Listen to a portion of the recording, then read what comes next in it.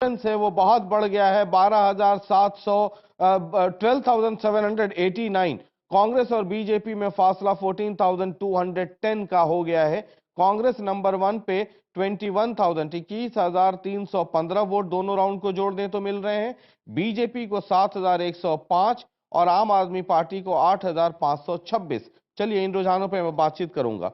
हमारे आरडब्ल्यूए के सदस्य हैं किशोर कुमार जी। ये एक लव लेटर हमने पढ़ा है इस इलाके से, जरा आप भी आगे कुछ रोशनी डालिए, उसके बाद मतीन साहब के पास जाऊंगा। देखिए, जिन किसी भाई ने ये लेटर दिया है, कई भाइयों और बहनों ने मिल के लिखा है, जी, किसी एक का नहीं है। तो जिन्होंने भी ये सब दिया है, हम्म। कुछ तो उन्होंने हालात देखे होंगे एरिया के। हम्म।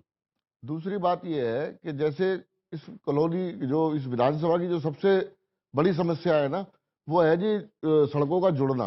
सड़कें इतनी कंजेस्टेड, छोटी छोटी, कहीं जाने आने का रास्ता नहीं है। आप अगर उस कॉलोनी में घुसेंगे, आप उस विधानसभा में घुसेंगे, तो दूसरा छोर तक जाने के लिए कम से कम आपको 2 घंटे चाहिए। हम्म।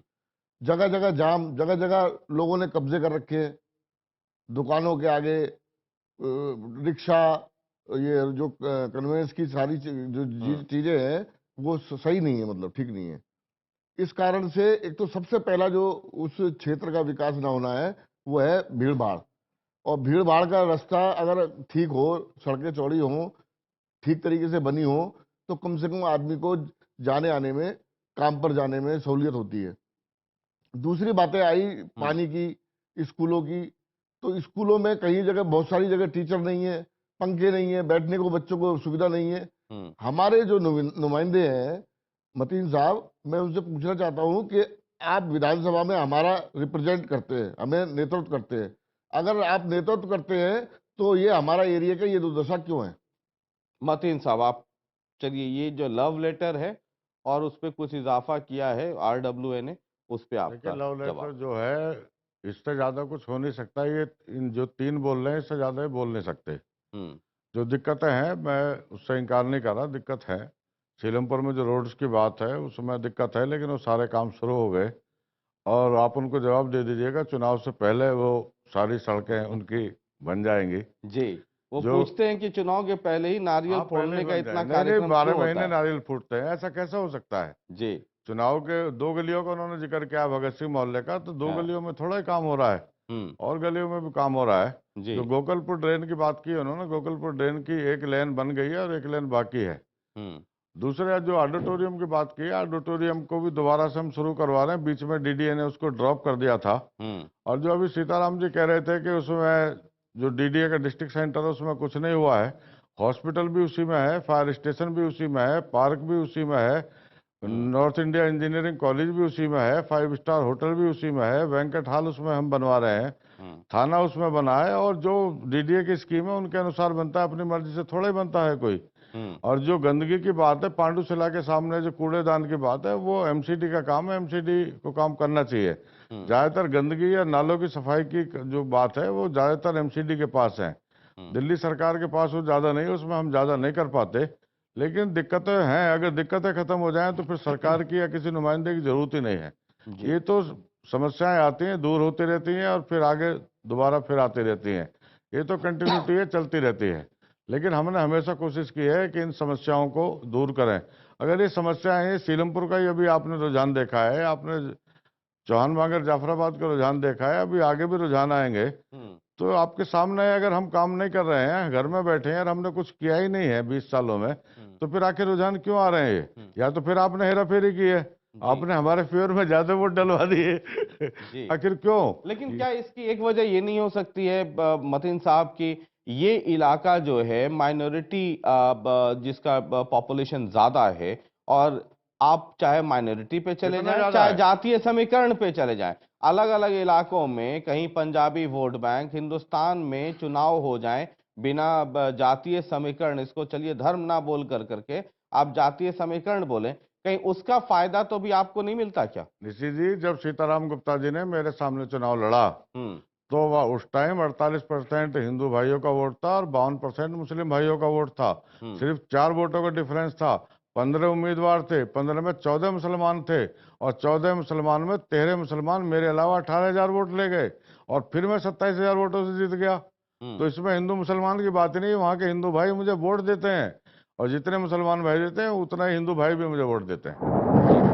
चलिए ये देख लेते हैं जो सीताराम जी के पास है। सीलमपुर विधानसभा क्षेत्र तीसरे दौर के नतीजे। कांग्रेस 5,278 भारतीय जनता पार्टी 7,714 आम आदमी party 6,293 vote, Bahujan Samaj party कोई वोट नहीं, एनसीपी कोई वोट नहीं, निर्दलीय कोई वोट नहीं।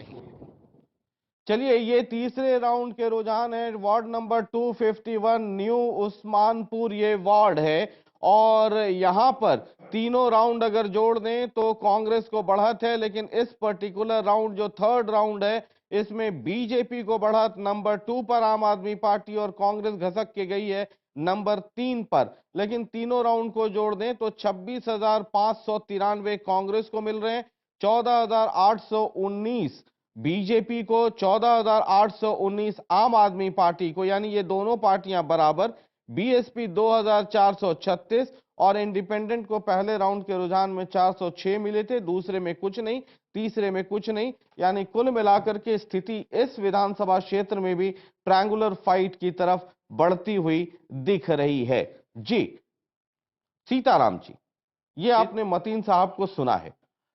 जो एक सवाल आप कर सकते थे या लोगों के जहन में था, हालांकि ये मेरे पास डेटा था कि पिछले चुनाव में कितने लोग लड़े, उसमें कितने मुस्लिम कितने हिंदू, लेकिन हमारे कई दर्शकों के मन में ये सवाल उठ रहा होगा कि मतीन साहब की जो लीड है वो पोलराइजेशन ऑफ वोट की वजह से है। लेकिन ये मुझे भी पता था कि वहां पर कितने कैंडिडेट अलग अलग पार्टियों से मुस्लिम कैंडिडेट थे, बावजूद उसके डिवीजन ऑफ वोट मुस्लिमों में नहीं हुआ उतना और वो मतीन साहब को विक्ट्री मिली।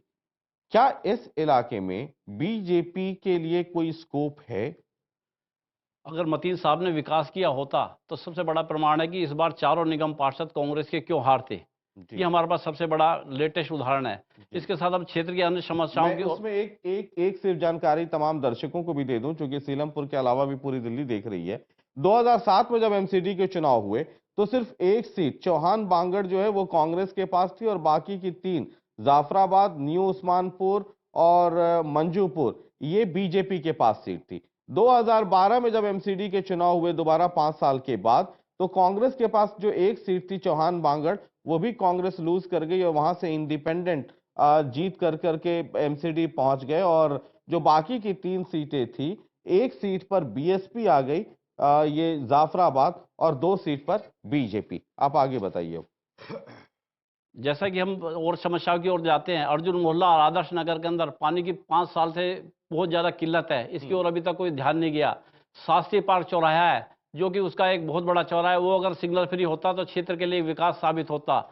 एक क्षेत्र के अंदर शास्त्री पार्क के अंदर एक बहुत बड़ा पार्क है, डीडीए का पार्क है, आज वो विकास के नाम पर बंजर की बना हुआ है। अगर हम रात्रि के समय अगर उस्मानपुर थाने के अंदर रिपोर्ट लिखाने जाएं तो वह बिल्कुल सुनसान एरिया पड़ता है, कोई लाइट की व्यवस्था नहीं। और उस्मानपुर थाने के आगे से हम निकले तो 1-1, 2-2 फुट के गड्ढे बने हुए हैं, उसके अंदर बरसात में पानी भर जाता है, तो उस्मानपुर थाने के अंदर रिपोर्ट लिखाने तक की हिम्मत नहीं पड़ती। वैसे तो पूरी दिल्ली के अंदर लॉ एंड ऑर्डर की स्थिति खराब है, चैन स्नैचिंग, मर्डर, बलात्कार, क्योंकि स्वयं शीला दीक्षित स्वयं ये कहती है कि दिल्ली के अंदर मेरी बेटी भी सुरक्षित नहीं है, तो वो विकास कहाँ से नजर आता है।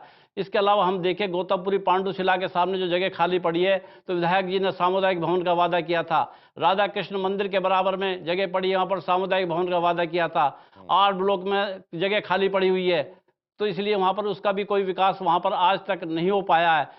क्षेत्र की एक लाइफ लाइन कही जाती है रोड, मौजपुर, घोंडा चौक, ब्रह्मपुरी होते हुए सीलमपुर जाती है, परंतु ये रोड ट्रैफिक इतना ज्यादा उन पर अनकंट्रोल्ड है कि वहां पर हमेशा आए दिन जाम लगा रहता है, इसकी ओर कभी विशेष ध्यान नहीं दिया गया। क्षेत्र के अंदर एक डीटीसी बस चलती थी घोंडा चौक से सीलमपुर होते हुए, वो भी आज बंद है। मेट्रो के नाम पर जो सुविधा के लिए एक मौजपुर के अंदर स्टेशन बनना चाहिए था, वो इस क्षेत्र से हटा दिया गया, ताकि इससे क्षेत्र की जनता में भी काफी नाराजगी है। लेकिन जो मेरे पास इंफॉर्मेशन है उसमें मतीन साहब से भी चाहूंगा, ये मौजपुर लाल बत्ती के पास एक मंदिर है, मंदिर को लेकर के बड़ा बवाल मच गया है और वहीं पर बनना है मेट्रो स्टेशन, उसको लेकर के काफी हंगामा मचा हुआ है उस इलाके में।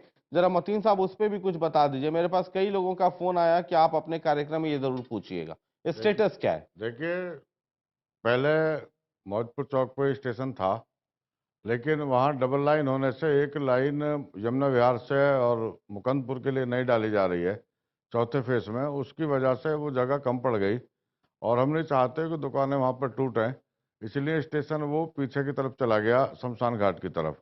अगर स्टेशन को हम आगे लाते हैं तो मंदिर को शिफ्ट करना पड़ेगा, लेकिन हम किसी कीमत पर नहीं चाहते कि मंदिर को कोई नुकसान हो या मंदिर को शिफ्ट करना पड़े।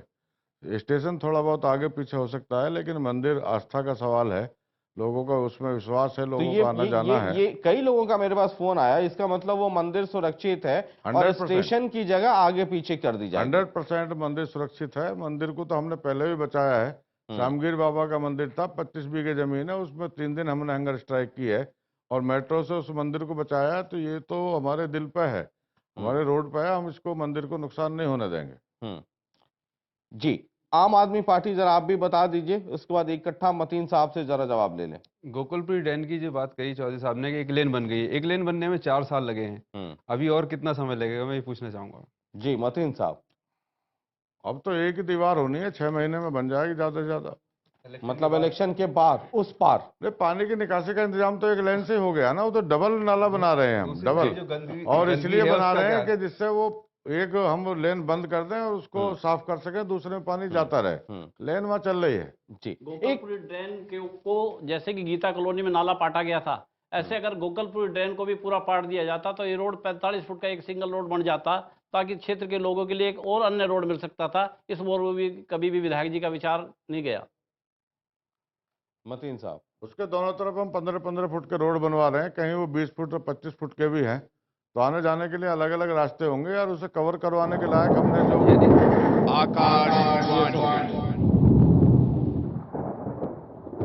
सीलमपुर विधानसभा क्षेत्र के मतदाताओं के मुताबिक कांग्रेस मुख्यमंत्री पद की पहली पसंद है शीला दीक्षित, 23,345 वोट। वहीं अजय माकन को मिले 5,075 वोट।